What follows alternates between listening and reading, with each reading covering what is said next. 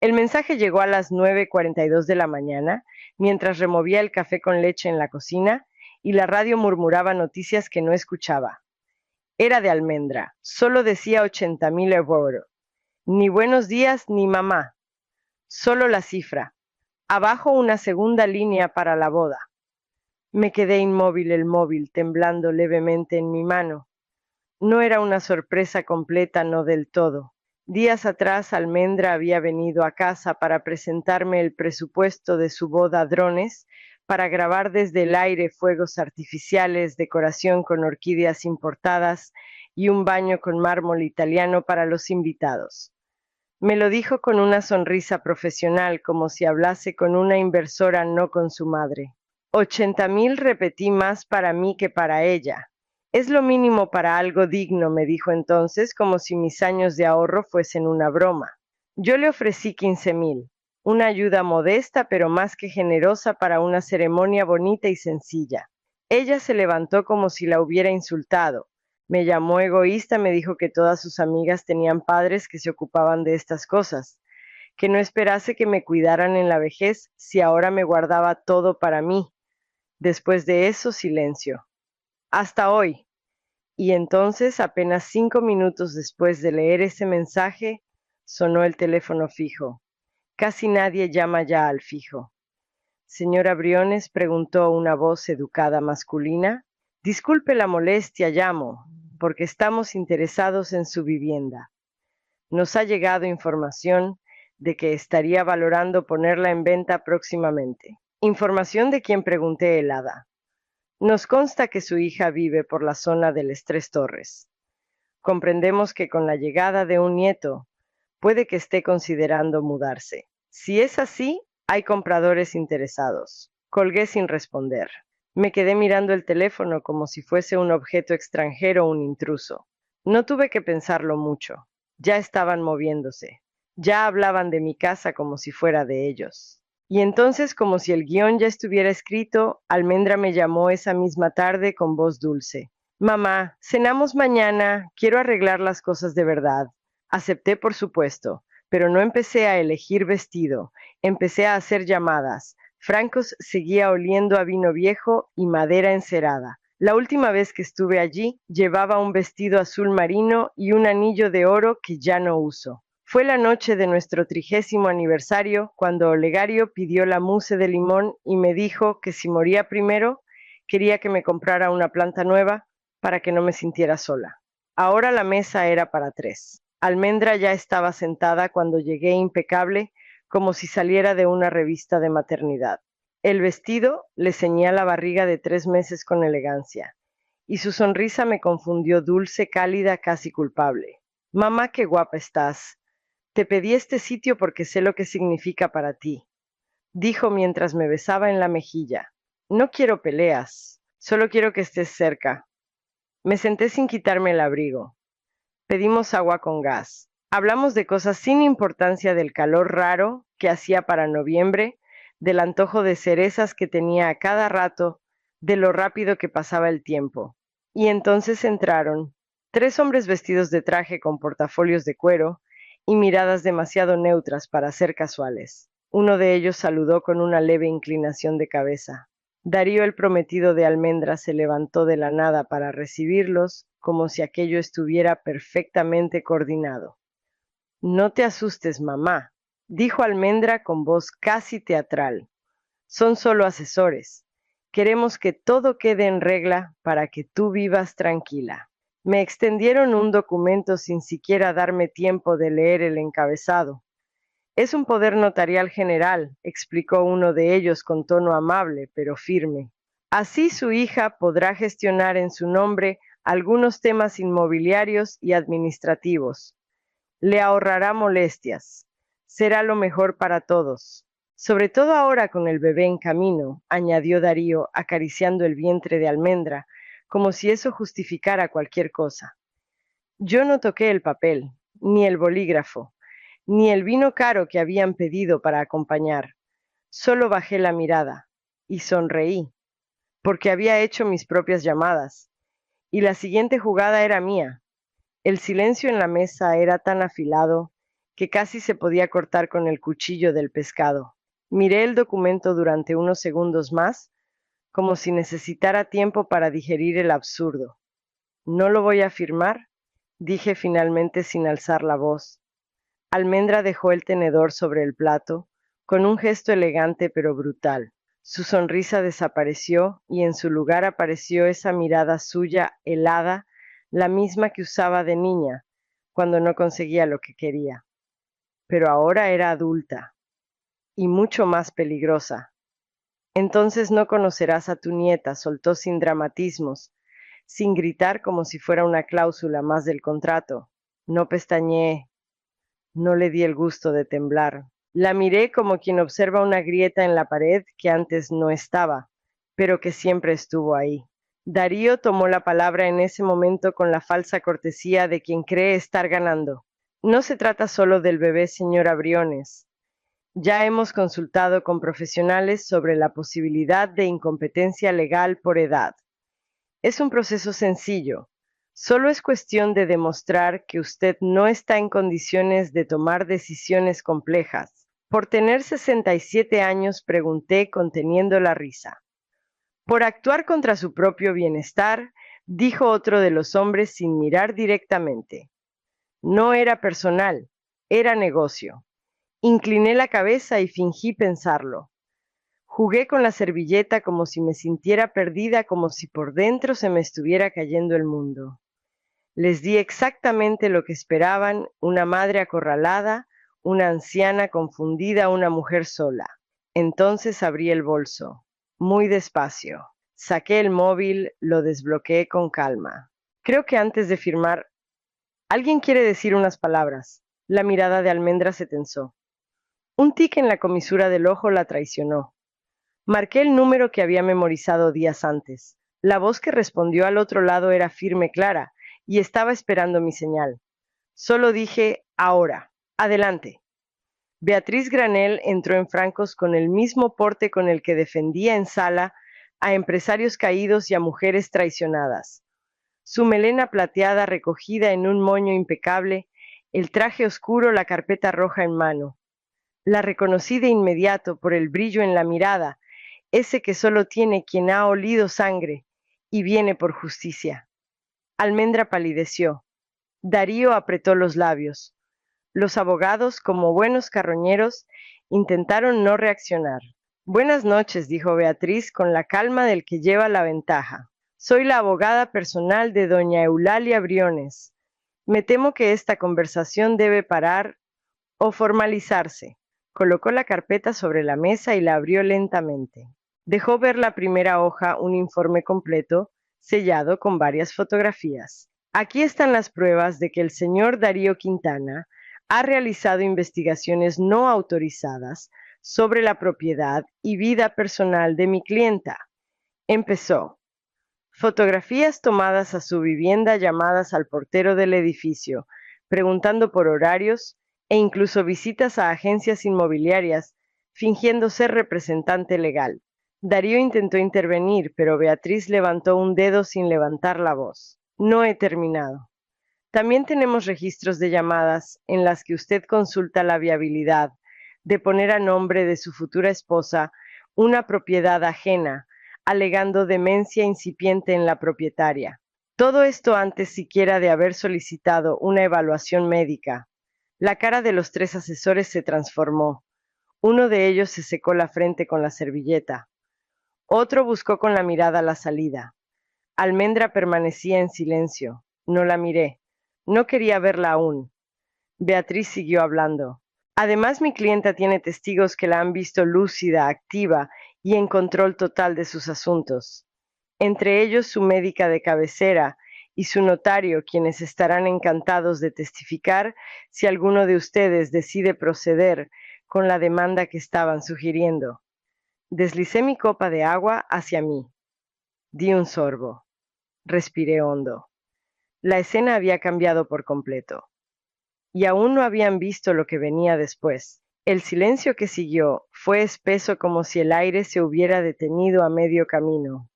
Beatriz sacó un segundo juego de documentos de su carpeta, esta vez más grueso, encuadernado con esmero, y sellado por un notario.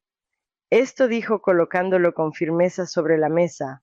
Es un fideicomiso irrevocable, firmado y legalizado hace exactamente 5 días. Aquí se especifica que todos los bienes de doña Eulalia, Briones, su casa, cuentas bancarias, pólizas de seguro y activos de inversión han sido transferidos a este instrumento. Almendra frunció el ceño. ¿Qué significa eso? Beatriz sonrió sin rastro de amabilidad. Que ninguno de ustedes podrá tocar un solo euro, ni ahora ni después. Los únicos beneficiarios son los nietos de doña Eulalia, incluidos los que estén por nacer como su futura hija, añadió mirando directamente el vientre de Almendra. Y el fideicomiso estipula que el acceso a esos fondos está restringido hasta que cada uno cumpla los 25 años. Darío se inclinó hacia adelante. ¿Y quién lo administra? El señor Mario Briones, respondió Beatriz con claridad. Hijo menor de doña Eulalia con residencia en Gijón y sin relación alguna con ustedes. Él fue elegido por su integridad y porque a diferencia de otros presentes, nunca pidió ni un euro. Vi como las manos de Almendra temblaban al alcanzar la servilleta. La apretó con rabia como si pudiera hacer desaparecer la noticia entre sus dedos. Esto es una broma, murmuró ella sin mirarme. No puedes hacerme esto. Soy tu hija, y tu hija tendrá su parte. Cuando tenga la edad y el juicio para cuidarla, le respondí por fin. No crié una marioneta Almendra, pero tampoco voy a financiar a una titiritera. Darío se puso de pie con brusquedad, haciendo caer la silla. ¿Y nosotros? ¿Qué se supone que hagamos ahora, Beatriz? Cerró la carpeta con calma, como si ese fuera el final del juicio. Ahora les toca decidir si quieren una boda o una batalla legal. Pero les advierto, el fideicomiso es inquebrantable. Y justo entonces recibí un mensaje que lo cambiaría todo. La voz de Darío estalló como una copa rota contra el suelo. Golpeó la mesa con la palma abierta y gritó que todo esto era un montaje, que Beatriz no era más que una farsante y que yo estaba siendo manipulada por mi otro hijo. Esto es un ataque personal, vociferó. Una traición absurda a tu propia hija. Almendra, con los ojos vidriosos, trató de encontrar consuelo en la actuación. Lloró sin lágrimas, con sollozos entrecortados, mirando a los presentes como si alguien fuese a defenderla. Pero nadie se movió, ni siquiera los abogados que ella había traído. Uno de ellos, el de gafas rectangulares, carraspeó incómodo. Beatriz se volvió hacia él con un gesto contenido pero implacable. Señores, dijo, si esta conversación continúa por ese camino, me veré obligada a presentar una denuncia formal por tentativa de fraude y abuso económico a persona mayor. Tengo pruebas de acoso, grabaciones llamadas y una declaración jurada del portero del edificio de doña Eulalia. Lo he preparado todo porque sabía que esto no era una cena, sino una emboscada. La tensión se podía cortar con un cuchillo. Darío perdió color. Almendra bajó la vista. Uno de los abogados cerró su portafolios en silencio resignado. Yo me sentía cansada, pero no derrotada. Me levanté despacio, tomé mi bolso con firmeza y le dirigí una última mirada a Almendra. No había rencor en mis palabras, solo una tristeza profunda y antigua, de esas que no se quitan con abrazos de ocasión. Si algún día quieres hablar sobre lo que significa realmente la familia, llámame, pero llámame sola. Nadie me respondió. El restaurante Francos, que una vez fue testigo de amor verdadero, hoy quedaba impregnado de silencio y amargura. Crucé la puerta sin volver la vista atrás. En el móvil el mensaje seguía abierto, era de Mario. Tan breve como poderoso. Solo decía, ha pasado lo que temías. Tenemos que hablar, ya. Han pasado varias semanas desde aquella noche en Francos, y el mundo ha comenzado a girar a otro ritmo, más lento, más suave, sin sobresaltos ni amenazas disfrazadas de afecto. He aprendido a escuchar el silencio sin sentirme sola y a mirar hacia adelante sin necesidad de cerrar heridas a la fuerza. Fue una mañana soleada cuando conocí a Janet.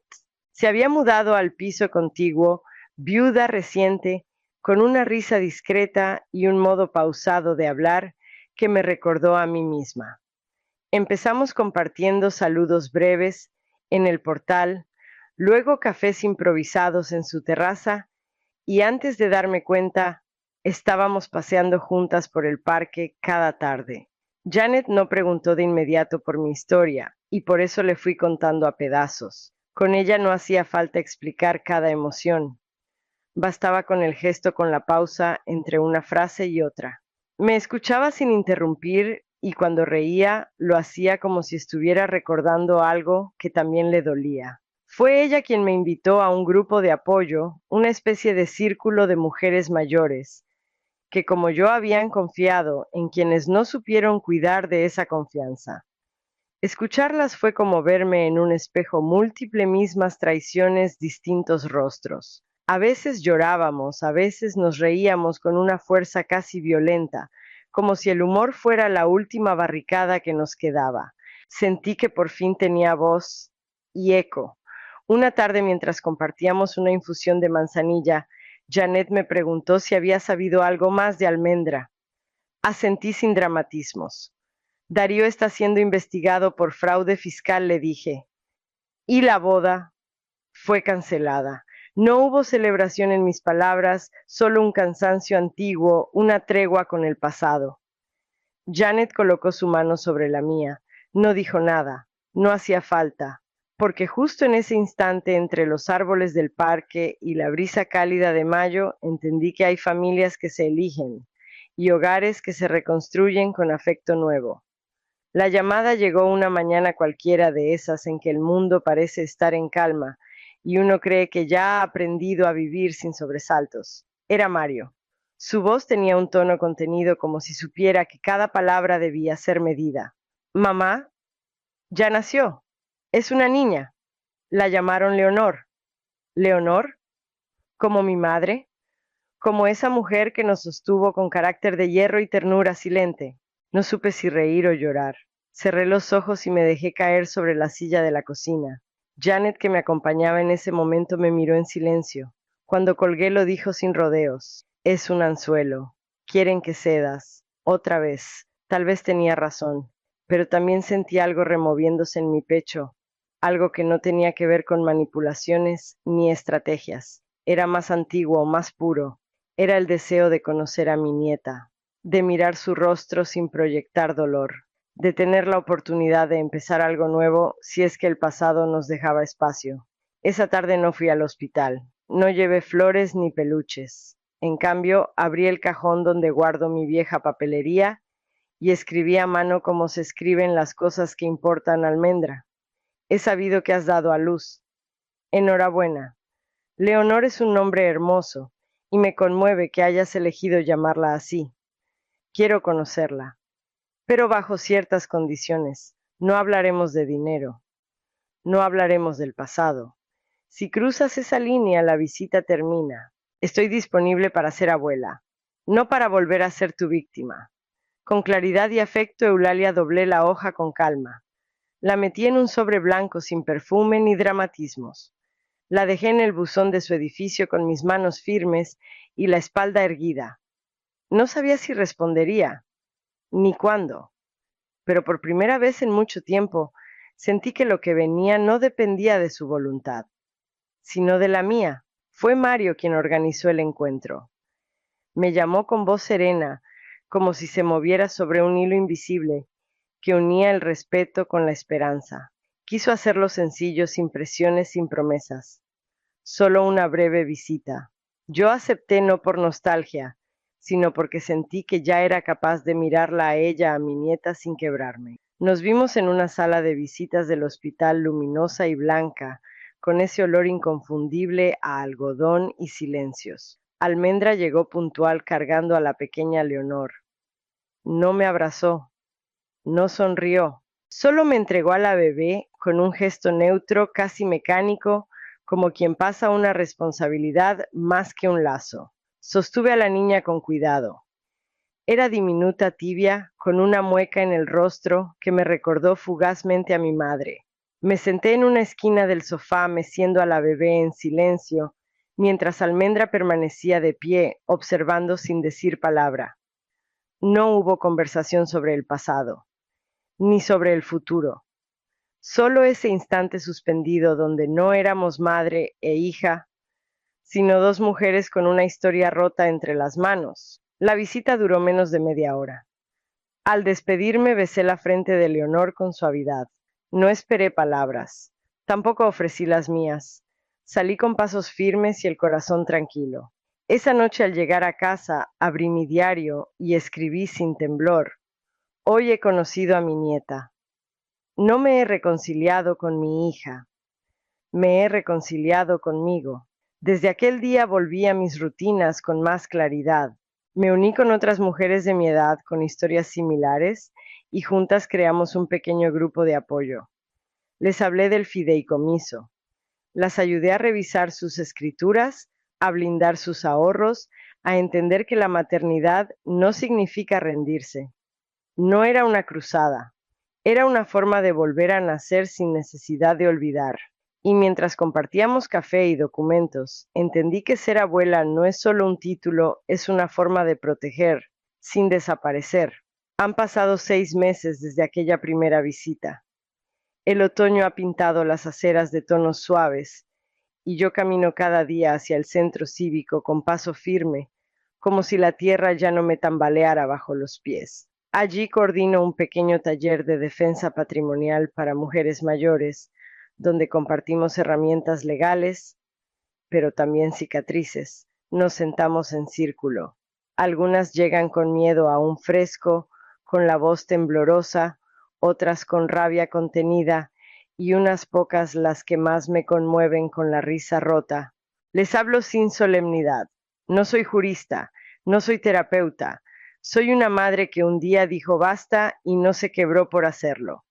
Nos hicieron creer que amor era darlo todo, digo, pero el verdadero amor también se sabe poner de pie y decir no. Les muestro cómo crear fideicomisos, cómo blindar herencias, cómo poner límites sin dejar de ser generosas. Les hablo de letras pequeñas y de silencios grandes. Y escucho, sobre todo escucho, porque cada historia tiene su eco en la mía. Una tarde al finalizar el taller, una mujer de ojos húmedos se acerca. Tiene el rostro joven pero los hombros cansados. Me dice en voz baja, ¿cómo se vive sin la hija que una vez se amó tanto? La miro sin evasivas. Me acomodo las gafas y contesto con calma, no se deja de amar, se aprende a amar, con límites. Ella asiente y se marcha más erguida de lo que llegó. De vuelta a casa abro mi bolso. Ya no llevo carpetas, ni notificaciones, ni sentencias. Solo una foto pequeña de Leonor con un babero de flores y un bolígrafo azul que siempre llevo conmigo.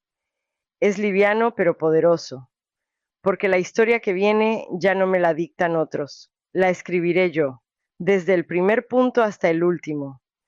Y si alguna vez tiemblan mis manos, que tiemblen por elegir mi dignidad, no por suplicar cariño.